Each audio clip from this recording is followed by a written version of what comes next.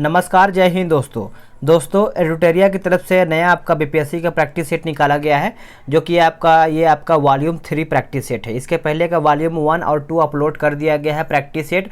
और इसमें अगर हम बात करेंगे इस बुक के बारे में तो आपका 12 नया प्रैक्टिस सेट है और 2 आपका जो है प्रीवियस ईयर का है। टोटल आपका यहाँ पे 14 सेट आपका यहाँ पे हो जाता है। तो आज हम इसका देखेंगे सेट नंबर 3 देखेंगे। इसके पहले का 2 सेट आपका ऑलरेडी अपलोड है।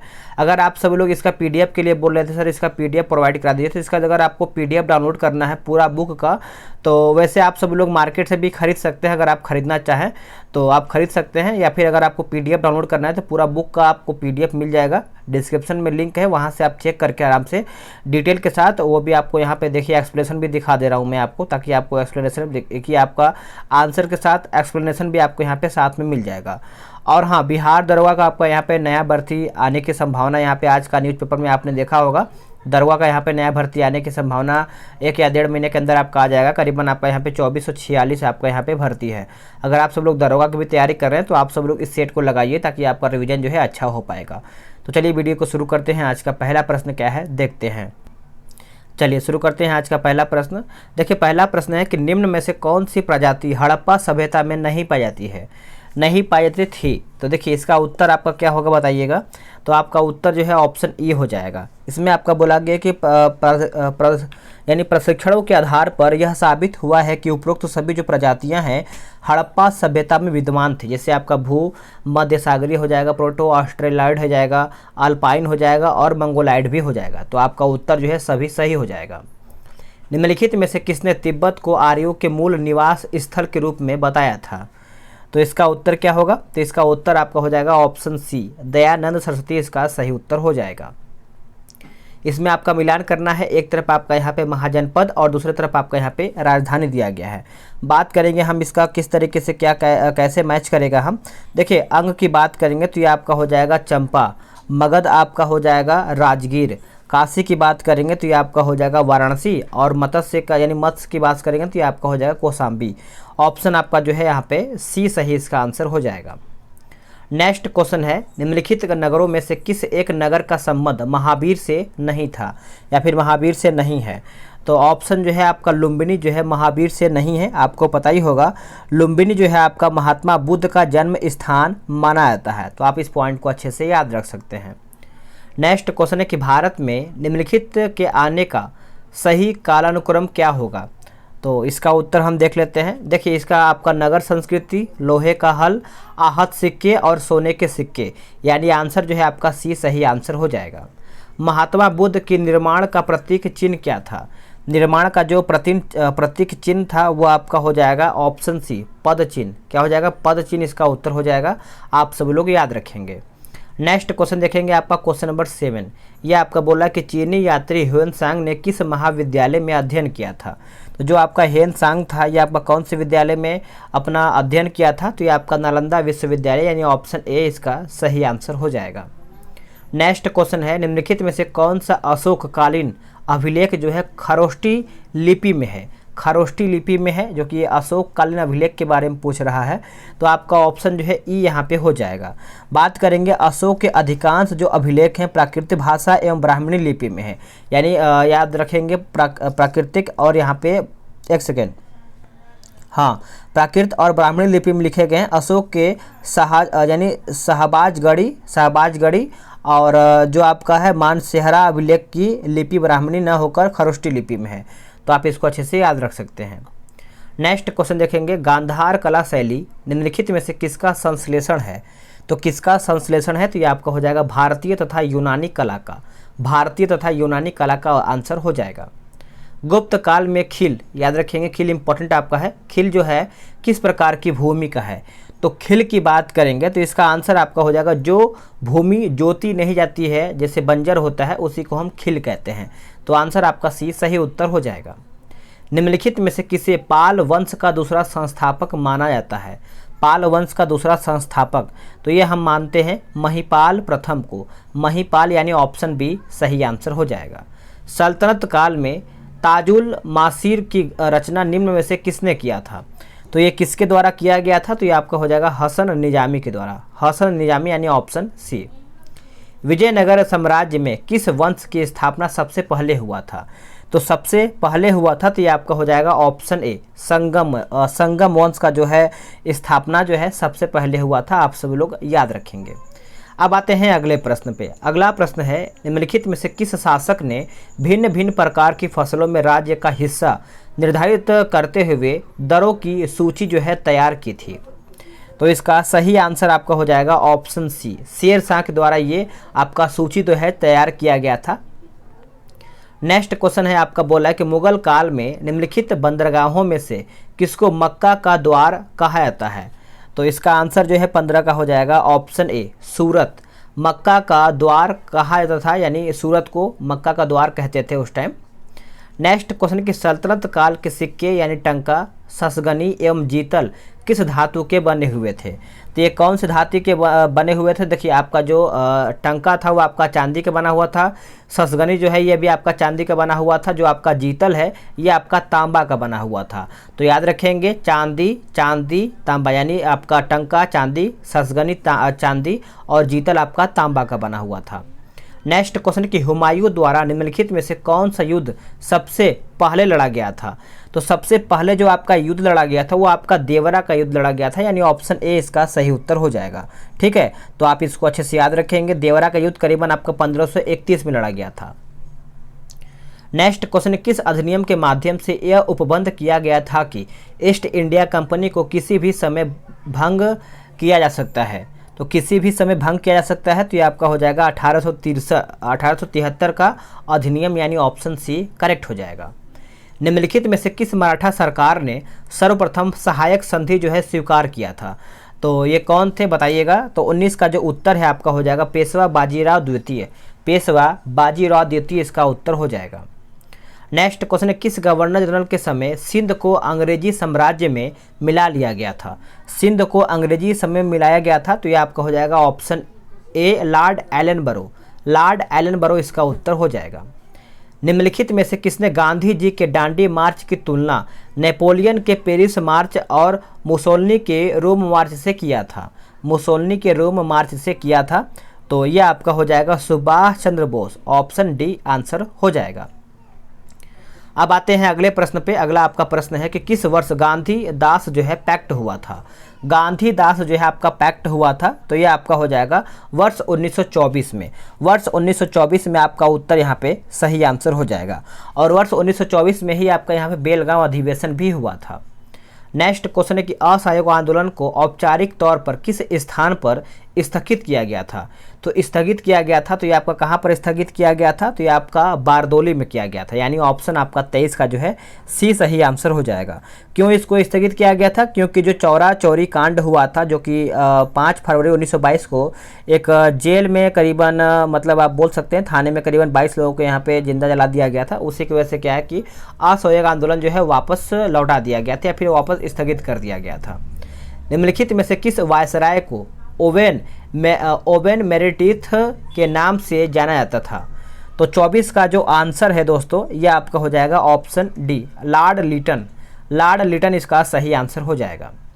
नेक्स्ट क्वेश्चन है, निम्नलिखित में से कौन 1817 में स्थापित कलकत्ता के हिंदू कॉलेज से संबंधित नहीं थे? तो हिंदू कॉलेज से संबंधित नहीं थे, तो यह आपका हो जाएगा विलियम जोन्स, यानी 25 का जो है ना सही है, विलियम जोन्स इसका उत्तर हो जाएगा। बाकी आपका डेविड हेयर सही है, अलेक्जेंडर डफ सही है, राजा राम मोहन राय भी आपका यहाँ पे सही है। निम्नलिखित में से किस पार्टी एवं संस्थान ने 1942 के भारत छोड़ो आंदोलन का समर्थन किया था? तो यह आपका जो भारत छोड़ो आंदोलन का समर्थन किया था, तो ऑप्शन आपका यहाँ पे ई सही हो जाएगा। आप इसको अच्छे से समझिएगा कि 8 अगस्त 1942 को भारत छोड़ो आंदोलन को शुरू करने का जो निर्णय है गांधी जी के नेतृत्व में कांग्रेस के द्वारा लिया गया था। Hindu Mahasabha, Muslim League, Communist Party of India एवं यूनियनिस्ट पार्टी ऑफ पंजाब ने इस आंदोलन का जो है समर्थन नहीं किया था। तो आप इसको अच्छे से याद रखेंगे। किस तिथि को वायसराय वेवेल ने शिमला सम्मेलन को असफल घोषित कर दिया था? तो इसका आंसर आपका हो जाएगा 14 जुलाई 1945 को असफल घोषित किया था लॉर्ड वेवेल ने, याद रखेंगे। 1776 ईस्वी में बंगाल में हुए फ़कीर विद्रोह का जो नेतृत्व है किसने किया था, फ़कीर विद्रोह का? तो आपका उत्तर जो है ऑप्शन ई हो जाएगा, एक से अधिक या फिर उपयुक्त में से कोई नहीं। अब इसको आप समझिएगा कि बंगाल में यह विद्रोह जो है 1776 ईस्वी में धुमक्कड़ मुस्लिम फ़कीरों द्वारा किया गया था, ठीक है। और बात करेंगे कि इस विद्रोह का जो नेतृत्व है मजनू शाह यहाँ पे आपका दिया हुआ है, क्या बोलते हैं कि मजनू शाह एवं चिराग अली शाह ने किया था, चिराग अली शाह, यानी आपका उत्तर जो है एक से अधिक उत्तर यहाँ पे हो जाएगा। लॉर्ड माउंटबेटन की अध्यक्षता में बनी विभाग परिषद में कांग्रेस का प्रतिनिधित्व जो है किसने किया था? तो देखिए इसका सही आंसर जो है आपका हो जाएगा ऑप्शन ई, याद रखेंगे, ठीक है। इसको पढ़ लेते हैं कि लॉर्ड माउंटबेटन की अध्यक्षता में बनी विभाजन परिषद में कांग्रेस का जो प्रतिनिधित्व है किसने किया था? तो ऑप्शन आपका ई सही हो जाएगा। आप समझिएगा इसके बारे में थोड़ा सा कि लॉर्ड माउंटबेटन की अध्यक्षता में बनी विभाजन परिषद में भारतीय राष्ट्रीय कांग्रेस की ओर से जवाहरलाल नेहरू एवं सरदार वल्लभ भाई पटेल इसमें शामिल हुए थे। तो आपका ए और सी सही आंसर हो जाएगा। 1913 में सचिंद्रनाथ सन्याल ने किस स्थान पर अनुशीलन समिति की स्थापना की थी? तो यह आपका हो जाएगा ऑप्शन ए, पटना में किया गया था, यानी ए इसका सही आंसर हो जाएगा। मुंगेर में बहरिया ताल विरोध का जो मुख्य उद्देश्य था, इसका मुख्य उद्देश्य क्या था? तो देखिए इसका जो मुख्य उद्देश्य था यह आपका हो जाएगा ऑप्शन डी, यानी बाकास्त भूमि की वापसी की मांग, यानी आंसर जो है आपका डी सही आंसर हो जाएगा। निम्नलिखित, एक सेकेंड थोड़ा सा छोटा करते हैं इसको हम, निम्नलिखित में से किस व्यक्ति का संबंध होम रूल लीग आंदोलन से नहीं था? देखिए होम रूल लीग से आंदोलन से आपका नहीं था, वैसे इसमें आपका एच.एस. आलकोट जो है इसमें शामिल नहीं थे, बाकी आपके बाल गंगाधर तिलक थे, एनी बेसेंट थे और एन सुब्रमण्यम अय्यर भी इसमें शामिल हुए थे, लेकिन एच.एस. आलकोट जो है इसमें शामिल नहीं थे। पूना पैक्ट में प्रांतीय विधानमंडलों को कितनी सीटों को दलितों के लिए सुरक्षित रखने का प्रावधान किया गया था? तो इसका जो सही आंसर है 33 का ऑप्शन ए हो जाएगा 147। नेक्स्ट क्वेश्चन कि बिहार से प्रकाशित होने वाला प्रथम उर्दू का अखबार था कौन? तो बिहार जो प्रथम हुआ था ये आपका हो जाएगा ऑप्शन डी, यानी नूरुल अनवार हो जाएगा, ऑप्शन आपका डी सही हो जाएगा। किस आंदोलन के दौरान बिहार के छात्रों द्वारा स्वराज ट्रेन का संचालन जो है किया गया था, स्वराज ट्रेन का? तो यह आपका हो जाएगा भारत छोड़ो आंदोलन, यानी ऑप्शन डी। तो इसका जो सही आंसर है आपका 35 का हो जाएगा ऑप्शन डी, भारत छोड़ो आंदोलन। आप इसको अच्छे से याद रखेंगे। नेक्स्ट क्वेश्चन है आपका 36, क्या बोल रहा है देख लेते हैं कि निम्न में से कौन सा कथन यहाँ पे असत्य है, यानी गलत कौन सा है? देखिए गलत की बात करेंगे तो आपका यहाँ पे जो सारा ऑप्शन दिया गया है सभी ऑप्शन सही है, देख लेते हैं इसके बाद। देखिए असहयोग आंदोलन के दौरान बिहार प्रांत में शांति स्थापना हेतु बिहार कौमी सेवक दल की स्थापना किया गया था, जो कि सही है। असहयोग आंदोलन के दौरान शाहाबाद जिले के डुमराव में नशाबंदी आंदोलन चलाया गया था, ये भी सही है। वल्लभ भाई पटेल ने 1929 में बिहार की यात्रा की एवं किसानों में राजनीतिक चेतना जगाने का प्रयास भी किया था। और जो आपका डी ऑप्शन है कि पटना से प्रकाशित होने वाली मासिक पत्रिका जो कि युवक क्रांतिकारी विचारधारा का समर्थक था, तो ये भी आपका सही है। अगला प्रश्न है कि स्वामी विवेकानंद के संदर्भ में क्या असत्य है, यानी स्वामी विवेकानंद के बारे में पूछ रहा है कि क्या गलत है। तो देखिए जो आपका 1893 ईस्वी में पेरिस में आयोजित प्रथम धर्म सम्मेलन में उन्होंने भाग लिया था, यही आपका यहाँ पे गलत हो जाएगा। देखिए आप इसको समझिएगा कि स्वामी विवेकानंद ने 1893 में शिकागो यानी अमेरिका में आयोजित जो प्रथम विश्व धर्म सम्मेलन हुआ था उसमें भाग लिया था, ना कि पेरिस में भाग लिया था। तो आप इस पॉइंट को याद रखेंगे। बाकी इन्होंने न्यूयॉर्क में वेदांत सोसाइटी और कैलिफोर्निया में शांति आश्रम की स्थापना किया था, ये भी सही है। 1 मई 1897 को कलकत्ता के पास वारानगर में इन्होंने रामकृष्ण मिशन की स्थापना किया था, ये सही है। इसके यानी इनके बचपन का जो नाम था नरेंद्रनाथ। चलिए नेक्स्ट क्वेश्चन देख लेते हैं। नेक्स्ट क्वेश्चन है आपका क्वेश्चन नंबर 38, बोल रहा है कि कालक्रम के अनुसार निम्नलिखित में से कौन सी घटना सबसे बाद में हुई थी? तो सबसे बाद में जो आपका घटना हुआ था ये आपका हुआ था वेवेल योजना। वेवेल योजना वैसे अब सभी लोग को हम समझ लेते हैं। देखिए, भारत शासन अधिनियम जो है ये आपका 1935 में हुआ था। अगस्त प्रस्ताव जो है ये आपका अगस्त प्रस्ताव 1940 में हुआ था, ठीक है। और जो वेवेल योजना है ये आपका 1945 में हुआ था। और जो आपका क्रिप्स मिशन है ये आपका हुआ था 1942 में। तो आप सब लोग ऑप्शन को अरेंज कर सकते हैं। नेक्स्ट क्वेश्चन है, निम्नलिखित में से किस बिल के विरोध में भगत सिंह एवं बटुकेश्वर दत्त ने 8 अप्रैल 1929 को केंद्रीय विधानसभा में बम फेंका था? तो जो केंद्रीय विधानसभा में बम फेंका गया था, तो ऑप्शन के हिसाब से अगर हम बात करेंगे तो ऑप्शन आपका जो ई है इसमें सही हो जाएगा। देखिए, हिंदुस्तान सोशलिस्ट रिपब्लिकन एसोसिएशन के सदस्य भगत सिंह एवं बटुकेश्वर दत्त ने 8 अप्रैल 1929 को केंद्रीय विधानसभा में ट्रेड डिस्प्यूट बिल एवं सेफ्टी बिल के विरोध में क्या है कि बम फेंका था। तो देखिए, ट्रेड डिस्प्यूट बिल और सेफ्टी बिल के विरोध में क्या है कि असेंबली में बम फेंका गया था। तो आपका इसमें क्या है, उपयुक्त में से एक से अधिक इसका उत्तर यहाँ पे हो जाएगा। वैसे आपका ऑप्शन जो है ई ही होगा। नेक्स्ट क्वेश्चन है, निम्नलिखित में से कौन सा युग्म जो है सही सुमेलित नहीं है? एक तरफ आपका विधि कानून दिया गया है और दूसरा तरफ आपका यहाँ पे गवर्नर जनरल या फिर वायसराय बोल सकते हैं। तो देखिए, मिलाते हैं इसको हम, कौन सा गलत है। तो जो आपका शारदा एक्ट दिया गया है लॉर्ड रिपन, यही आपका गलत हो जाएगा। देखिए, शारदा एक्ट जो है लॉर्ड इरविन के समय में वर्ष 1929 में आया हुआ था, ना कि लॉर्ड रिपन के समय। बाकी जो आपका है शिशु वध प्रतिबंध कानून जो है लॉर्ड वेलेजली सही है। हिंदू विधवा पुनर्विवाह अधिनियम जो है लॉर्ड डलहौजी सही है। सम्मति आयु अधिनियम जो है आपका लैंसडाउन जो है आपका दिया हुआ है, ये भी आपका सही है। अगला प्रश्न है कि बिहार सरकार का मिशन 5.0 निम्नलिखित में से किससे संबंधित है? तो ये जो आपका संबंधित है वृक्षारोपण से है। ऑप्शन आपका बी सही आंसर हो जाएगा। किस देश ने भारत में खाद्य प्रसंस्करण सुविधाओं से युक्त अपनी पहली मेगा फूड पार्क जो है परियोजना शुरू की थी? तो इसका आंसर आपका हो जाएगा ऑप्शन ए, इटली इसका करेक्ट आंसर हो जाएगा। नेक्स्ट क्वेश्चन है, बोला कि स्वामित्व योजना के बारे में निम्नलिखित में से कौन सा कथन यहाँ पे सही है? तो सही की अगर हम बात करेंगे तो इस योजना का उद्देश्य ग्रामीण भारत के लिए एक एकीकृत संपत्ति स्थापन समाधान प्रदान करना है। तो आंसर आपका 43 का जो है डी करेक्ट आंसर हो जाएगा। युद्ध अभ्यास भारत और किस देश के बीच फरवरी 2021 में आयोजित एवं संयुक्त सैन्य अभ्यास है? तो दोस्तों याद रखेंगे इसका उत्तर जो है आपका अमेरिका सही आंसर हो जाएगा। निम्न में से कौन हाल ही में यूरोपीय संघ की संसद की अध्यक्ष जो है चुनी गई हैं? तो 45 की अगर हम बात करेंगे तो ये आपका हो जाएगा रोबर्टा मेट्सोला, इसका उत्तर हो जाएगा। अच्छे से याद रखेंगे सभी लोग। चलिए नेक्स्ट क्वेश्चन देख लेते हैं। क्वेश्चन नंबर 46, निम्नलिखित में से किस मंत्रालय ने स्वतंत्रता संग्राम पर जरा याद करो कुर्बानी शीर्षक से एक पॉडकास्ट यानी पॉडकास्ट श्रृंखला जो है शुरू किया है? जरा याद करो कुर्बानी। तो दोस्तों याद रखेंगे संस्कृति मंत्रालय के द्वारा ये जो आपका है शुरू किया गया है। नेक्स्ट क्वेश्चन है कि हाल ही में केंद्र सरकार ने निम्नलिखित में से किस केंद्र शासित प्रदेश के लिए एक नए राज्य सैनिक बोर्ड को मंजूरी दिया है? तो 47 की अगर हम बात करेंगे तो यह आपका हो जाएगा ऑप्शन सी लद्दाख। अगला प्रश्न है, ग्रामीण विकास मंत्रालय ने स्थानीय व्यवसायों और स्वयं सहायता समूहों को सशक्त बनाने में मदद करने के लिए निम्नलिखित में से किसके साथ एक समझौता ज्ञापन पर हस्ताक्षर किए हैं? तो समझौता ज्ञापन पर हस्ताक्षर किया गया है, तो यह आपका हो जाएगा ऑप्शन बी फ्लिपकार्ट।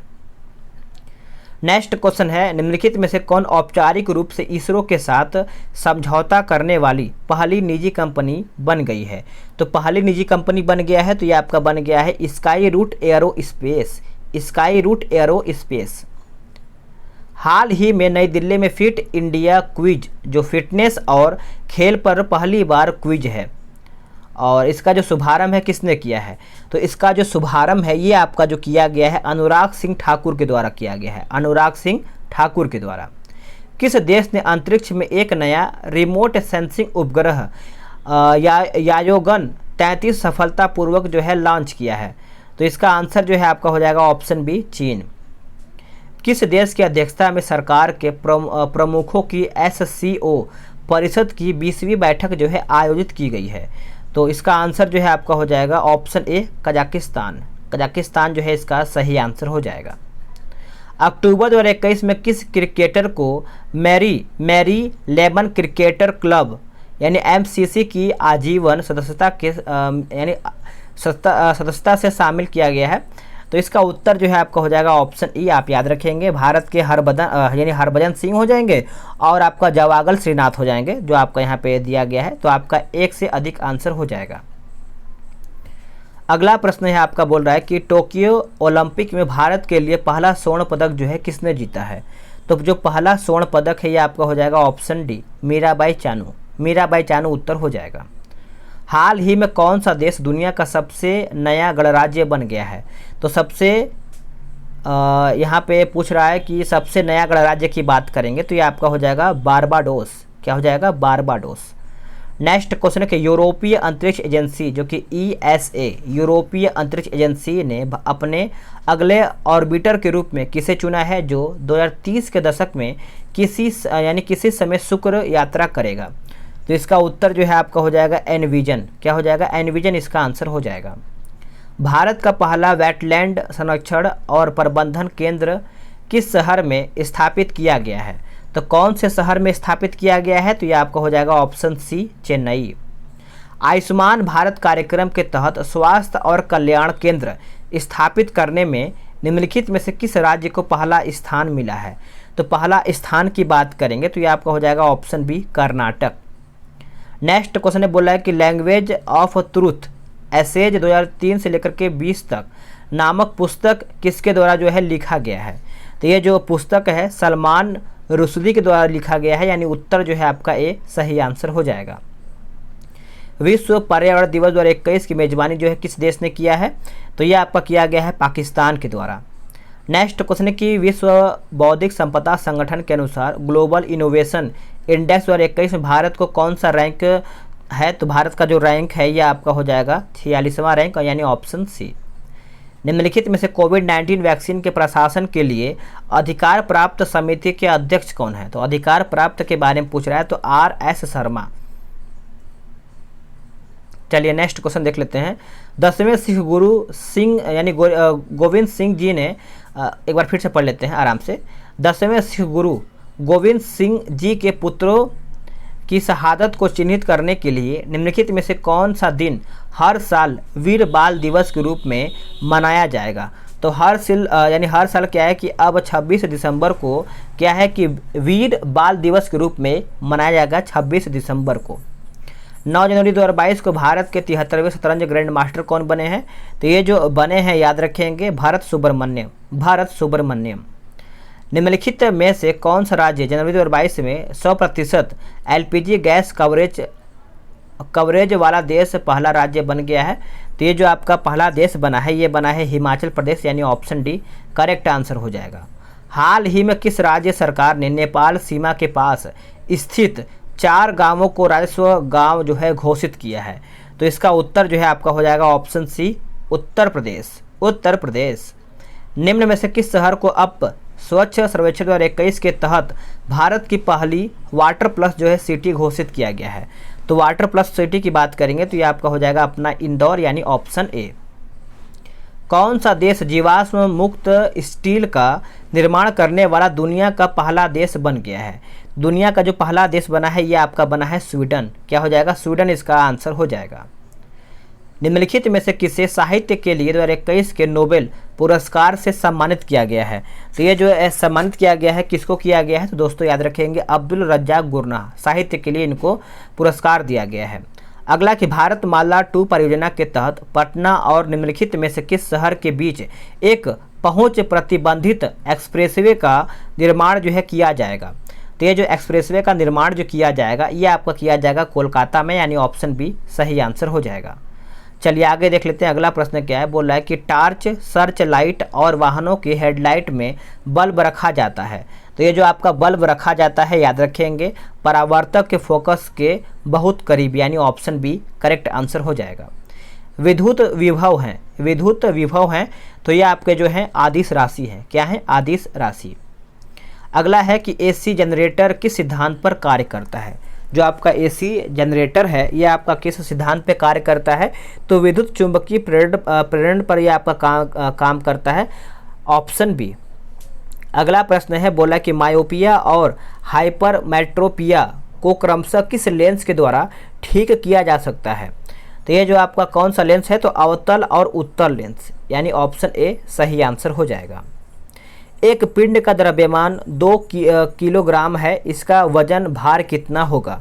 तो इसका जो वजन भार होगा ये आपका करीबन आपका 19.6 हो जाएगा, यानी ऑप्शन आपका सी सही हो जाएगा। किसी वस्तु पर किया गया कार्य निर्भर नहीं करता है। तो किसी वस्तु पर किया गया कार्य जो है आपका निर्भर नहीं करता है, तो वस्तु के प्रारंभिक वेग पर, यानी ऑप्शन डी इसका उत्तर हो जाएगा। अगला प्रश्न है कि चमगादड़ अंधेरे में उड़ने में सक्षम होते हैं, इसके लिए वे ध्वनि किस विशेषता पर उपयोग करते हैं। तो ये जो ध्वनि छोड़ते हैं अल्ट्रासोनिक ध्वनि, यानी ऑप्शन ए इसका सही आंसर हो जाएगा। अब आते हैं अगले प्रश्न पर, यानी अगला प्रश्न आपका क्या बोल रहा है, बोल रहा है कि निम्नलिखित में से कौन वस्तु की सभी स्थितियों के लिए एक आभासी और सीधा प्रतिबिंब बनाता है। तो आभासी और सीधा प्रतिबिंब की बात करेंगे तो ये आपका हो जाएगा 2 और 3, यानी अवतल लेंस हो जाएगा और आपका यहाँ पे उत्तल लेंस हो जाएगा। तो 78 का ऑप्शन जो है आपका यहाँ पे सी सही हो जाएगा। उष्मा के अच्छे अवशोषक होते हैं या फिर हैं, तो ये आपका हो जाएगा अच्छे उत्सर्जक, यानी ऑप्शन बी। नेक्स्ट क्वेश्चन कि तापमान का एसआई मात्रक क्या है।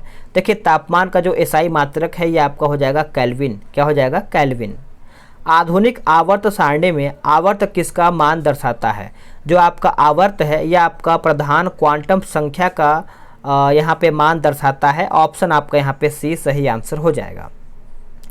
नेक्स्ट क्वेश्चन क्या है कि निम्नलिखित में से गलत कथन की पहचान करके बताएं। गलत के बारे में पूछ रहा है, तो देखिए उत्तर आपका डी हो जाएगा। ओजोन परत सूर्य से अवरक्त विकिरण को पृथ्वी तक नहीं पहुंचने देता है, यानी उत्तर जो है आपका डी सही आंसर हो जाएगा।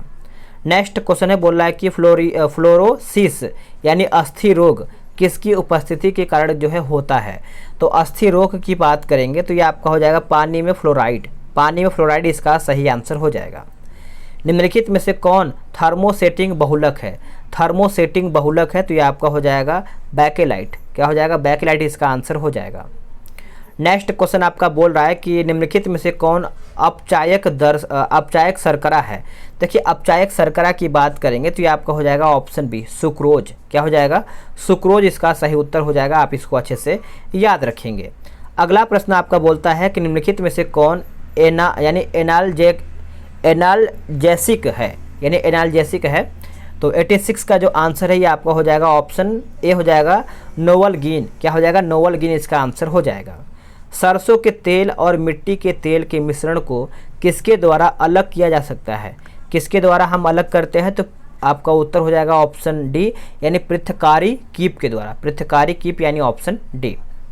अगला प्रश्न है, बोला कि फेनोल्फथैलीन एक सिंथेटिक संकेतक है जिसका रंग क्रमशः अम्लीय और क्षारीय विलयनों में होता है। तो 88 का आंसर आपका हो जाएगा रंगहीन और गुलाबी। रंगहीन और गुलाबी। अगला प्रश्न है कि गर्म पानी में चीनी घोलकर चीनी की चाशनी बनाई गई, ठंडा होने पर चीनी के क्रिस्टल जो है अलग हो गए। यह इंगित करता है किसको। ये जो आपका इंगित करता है भौतिक परिवर्तन, जिसे उल्टा किया जा सकता है, इसी को ये इंगित करता है। अगला है कि वे ध्वनिहीन नहीं होते हैं और उष्मा तथा बिजली के खुचालक होते हैं। यह सामग्री कौन सी है। तो यह सामग्री की बात करेंगे तो ये आपका हो जाएगा ऑप्शन डी अधातु। क्या हो जाएगा, अधातु इसका सही आंसर हो जाएगा। दो नोट्स के बीच मौजूद तने के हिस्से को कहा जाता है क्या। तो हम क्या कहते हैं दोस्तों, तो इसको हम कहते हैं ऑप्शन बी इंटरनोड। इंटरनोड इसका उत्तर हो जाएगा। जूट पौधे के किस भाग से प्राप्त होता है। जूट जो है आपका कौन से पौधे से प्राप्त होता है, तो ये आपका हो जाएगा ऑप्शन सी तना। नेक्स्ट क्वेश्चन है कि बीज और फल किसके द्वारा बनते हैं। बीज और जो फल हैं ये आपका होता है अंडाशय से फल बनते हैं और बीजांड से बीज। तो आप इसको अच्छे से याद रखेंगे। अगला प्रश्न है कि ब्रेड से छिद्र किस गैस के निकलने से बनते हैं। तो देखिए दोस्तों इसका उत्तर जो है आपका 94 का जो है ये आपका हो जाएगा कार्बन डाइऑक्साइड। कार्बन डाइऑक्साइड इसका सही आंसर हो जाएगा। आगे देखेंगे अगला आपका प्रश्न है कि कोशिका झिल्ली के निर्माण के लिए आवश्यक प्रोटीन और लिपिड किसके द्वारा निर्मित होते हैं। तो ये किसके द्वारा निर्मित होते हैं, तो देखिए इसका आंसर जो है आपका हो जाएगा एंडोप्लाज्मिड रेटिकुलम हो जाएगा, यानी ऑप्शन ए जो है इसका सही आंसर हो जाएगा। HIV एड्स रोग नहीं फैलता है किससे। तो देखिए HIV एड्स पूछ रहा है किससे नहीं फैलता है, तो ये जो है मच्छर के काटने से जो है आपका एड्स जो है नहीं फैलता है। तो आप इसको अच्छे से याद रख सकते हैं। बाकी बिना उंगली सुई के यानी बिना उबली सुई के प्रयोग से होता है, HIV संक्रमित रक्त से होता है और सुरक्षित यौन संबंधन से भी होता है। अगला प्रश्न है निम्नलिखित में से कौन सा रोग प्रोटोजोआ द्वारा होता है। तो प्रोटोजोआ द्वारा जो आपका होता है ये आपका होता है मलेरिया। नेक्स्ट क्वेश्चन ने बोला कि स्लीप एप्रिया एक भयंकर निद्रा दोष है जिसमें लोग की बात करेंगे तो निद्रा में बार बार थोड़ी थोड़ी देर के लिए श्वास बाधित होता रहता है, यानी ऑप्शन जो सी है इसका सही आंसर हो जाएगा। निम्नलिखित में से किस विटामिन का निर्माण हमारे शरीर में नहीं होता है। तो हमारे शरीर में जो है आपका कौन सा विटामिन का निर्माण नहीं होता है, तो ये आपका विटामिन ए, याद रखेंगे विटामिन ए। थायराइड ग्रंथि से थायरॉक्सिन स्रावित करने के लिए उत्तेजित करने वाली हार्मोन कौन सा है। तो ये जो आपका हार्मोन है याद रखेंगे ऑप्शन आपका ई सही हो जाएगा। देखिए इसका 100 है ना, तो 100 का ई नहीं होगा, इसका आपका उत्तर जो है आपका हो जाएगा TSH इसका उत्तर हो जाएगा। निम्नलिखित में से किस राज्य की सीमा कम से कम 2 देशों की सीमा से स्पर्श नहीं करती है। तो सीमा से स्पर्श जो है आपका नहीं होता है, तो ऑप्शन आपका ई सही आंसर हो जाएगा। देखिए सिक्किम एवं पश्चिम बंगाल की सीमा जो है 3 देशों असम एवं मिजोरम की सीमा 2 देशों की सीमा को स्पर्श करता है, तो आप इस पॉइंट को अच्छे से याद रखेंगे। अगला प्रश्न है निम्नलिखित में से कौन सी पर्वत श्रृंखला जो है लघु हिमालय में अवस्थित नहीं है। तो लघु हिमालय में अवस्थित नहीं है, तो ये आपका हो जाएगा ऑप्शन सी जास्कर इसका सही आंसर हो जाएगा। आगे देखेंगे अगला आपका प्रश्न क्या बोल रहा है। इसमें आपका झील दिया गया है और दूसरी तरफ आपका यहाँ पे राज्य दिया गया है।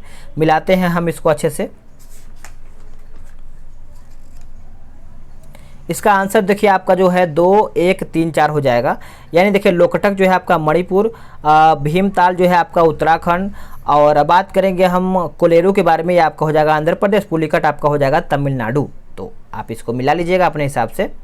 नेक्स्ट क्वेश्चन है निम्नलिखित में से कौन सुमिलित नहीं है। एक तरफ आपका खनिज और दूसरी तरफ आपका यहाँ पे राज्य दिया गया है, खनिज और राज्य के बारे में है, तो ऐसे आपका ऑप्शन जो है ऑप्शन ई हो जाएगा। देखिए बात करेंगे हम 104, तो आपका उपयुक्त सभी सुमेलित है। देखिए gypsum Rajasthan, graphite Arunachal Pradesh, nickel Orissa और फ्लूओर स्पार जो है आपका गुजरात सही हो जाएगा। आगे देखेंगे 105 नंबर। इसमें आपका देखिए बोला गया कि अंत उष्णकटिबंधीय क्षेत्रों के संदर्भ में निम्नलिखित कथनों में से कौन सा कथन जो है सही नहीं है। तो 105 का जो है ऑप्शन बी हो जाएगा, 1 और 2 जो है सही नहीं है, ठीक है, याद रखेंगे। नेक्स्ट क्वेश्चन है कि जलोढ़ मिट्टी के संबंध में कौन सा कथन यहाँ पे सत्य है।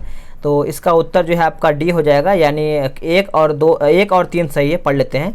जलोढ़ मृदा प्रायद्वीपीय प्रदेश में पूर्वी तट की नदी, डेल्टाओं और नदियों की घाटियों में पाई जाती है। और तीसरा आपका है कि जलोढ़ मृदा में पोटास की मात्रा जो है अधिक पाई जाती है। तो आपका 2 यानी 1 और 3 सही है। उष्णकटिबंधीय सदाबहार वन भारत के किन किन क्षेत्रों में पाए जाते हैं। तो कौन कौन से क्षेत्र में पाए जाते हैं, तो देखिए इसका उत्तर जो है आपका 2 और 4 हो जाएगा, यानी अंडमान और निकोबार द्वीप समूह हो जाएगा। और चौथा आपका है उत्तर पूर्वी क्षेत्र की पहाड़ियों पर, यानी उत्तर जो है आपका सी सही आंसर हो जाएगा। चलिए नेक्स्ट क्वेश्चन देख लेते हैं। अगला आपका प्रश्न है जनगणना 2011 के अनुसार निम्नलिखित में से किस भारतीय राज्य की जनसंख्या की वृद्धि नकारात्मक दर्ज किया गया है। देखिए नकारात्मक दर्ज किया गया है, तो ये आपको हो जाएगा option C Nagaland. Next question है जंगली गधों का अभ्यारण्य जो है किस राज्य में स्थित है। तो कौन से राज्य में स्थित है, तो ये आपका हो जाएगा option C Gujarat. Next question है आपका बोल रहा है कि निम्नलिखित में से कौन सा कथन यहाँ पे सही है। तो सही की बात करेंगे तो आपका उत्तर जो है सी हो जाएगा, सूर्य ग्रहण अमावस्या को होता है। सूर्य ग्रहण जो है आपका अमावस्या क्या होता है, तो आपका उत्तर जो है सी सही आंसर हो जाएगा। इसमें भी आपका मिलान करना है। एक तरफ सूची 1 में ज्वालामुखी और सूची 2 में आपका देश दिया गया है। मिलाते हैं इसको हम अच्छे से। देखिए जो आपका मेरापी जो है ये आपका हो जाएगा इंडोनेशिया, माउंट एटना जो है ये आपका हो जाएगा इटली, कोलिमा की बात करेंगे तो ये आपका हो जाएगा मैक्सिको, और सबन कायाक हो जाएगा आपका पेरू। अगला प्रश्न है निम्नलिखित में से कौन सुमिलित नहीं है, यानी गलत कौन सा है। तो गलत देखिए आपका जो सुएज नहर है, लाल सागर एवं अरब सागर, यही आपका गलत हो जाएगा। देखिए बात करेंगे हम जो आपका सुएज नहर है अत्यधिक महत्वपूर्ण एवं विख्यात नौ परिवहन नहर है, जो कि लाल सागर एवं भूमध्य सागर के मध्य आपका होता है, लाल सागर और भूमध्य सागर। अगला क्वेश्चन है, निम्नलिखित में से कौन सा सही सुमेलित नहीं है, यानी गलत कौन सा है। तो देखिए, आमूर नदी यह चीन व मंगोलिया के मध्य सीमा बनाता है, यही आपका यहाँ पे गलत हो जाएगा। आमूर नदी सुदूर पूर्वी रूस और पूर्वोत्तर चीन के बीच जो है सीमा बनाता है। बाकी आपका जारे नदी जो है यह विषुवत रेखा को 2 बार काटती है। लिम्पोपो यह मकर रेखा को 2 बार काटती है। मेकोंग नदी जो है यह दक्षिण पूर्व एशिया की सबसे लंबी नदी है। और याद रखेंगे सभी लोगों को, निम्नलिखित में से कौन सही सुमेलित नहीं है, इनमें से आपका गलत कौन सा है। देखिए, जो आपका कैंटरबरी जो है आपका फिनलैंड, यही आपका गलत हो जाएगा। कैंटरबरी जो घास का मैदान है ये आपका फिनलैंड नहीं, यहाँ पे आपका न्यूजीलैंड होना चाहिए। बाकी आपका वेल्ड दक्षिण अफ्रीका सही है, डाउन्स आपका ऑस्ट्रेलिया सही है, और आपका जो पूछताछ जो है हंगरी आपका यहाँ पे सही दिया गया है। चलिए नेक्स्ट क्वेश्चन देख लेते हैं। अगला आपका प्रश्न क्या है कि सेवानिवृत्त होने के बाद सर्वोच्च न्यायालय के न्यायाधीश वकालत कर सकते हैं, कहाँ पर। तो ये ऑप्शन आपका जो है ऑप्शन ई यहाँ पे दिया गया है। संविधान के अनुच्छेद 124(7) के अनुसार सेवानिवृत्त होने के पश्चात सर्वोच्च न्यायालय के न्यायाधीश किसी भी न्यायालय में वकालत नहीं कर सकते हैं, जबकि अनुच्छेद 220 के अनुसार उच्च न्यायालय के न्यायाधीश सेवानिवृत्त होने के बाद उच्चतम न्यायालय में एक अन्य उच्च न्यायालयों में वकालत कर सकते हैं। तो याद रखेंगे, आर्थिक समीक्षा वित्त मंत्रालय के किस विभाग के द्वारा जारी किया जाता है। तो ये हम जो जारी करते हैं आर्थिक कार्य विभाग के द्वारा, यानी ऑप्शन आपका जो सी है इसका उत्तर हो जाएगा। जोखिम पूंजी से क्या तात्पर्य है। जोखिम पूंजी से जो आपका तात्पर्य है नए उद्यमियों को उपलब्ध कराई गई दीर्घकालीन प्रारंभिक पूंजी, यानी ऑप्शन आंसर जो है आपका डी सही आंसर हो जाएगा। अगला प्रश्न कि जुड़वा घाटा जो है किससे होता है। देखिए, जुड़वा घाटा की बात करेंगे तो ये आपका हो जाएगा राजकोषीय घाटा एवं चालू खाता, राजकोषीय घाटा एवं चालू खाता घाटा से, ऑप्शन बी।